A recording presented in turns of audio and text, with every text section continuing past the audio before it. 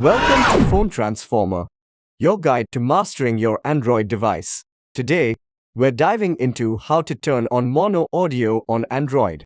Don't forget to hit that subscribe button to stay updated with our latest tips and tricks. Let's get started with the step-by-step. Step 1.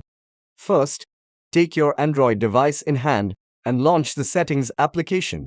This is the control center for all your device's features and functions. Step 2. In Settings, scroll through the options until you find Additional Settings. Once you've located it, tap to enter this submenu. Step 3. Next, tap on Accessibility. This is where we'll make the necessary adjustments. Step 4. In the Accessibility menu, click on the Hearing option. It's located at the top of the screen. Step 5. You want to find the Mono Audio option. This feature combines stereo audio channels into a single channel, which can be helpful if you have hearing differences between your ears. Step 6. Finally, tap the switch to turn on the Mono Audio option.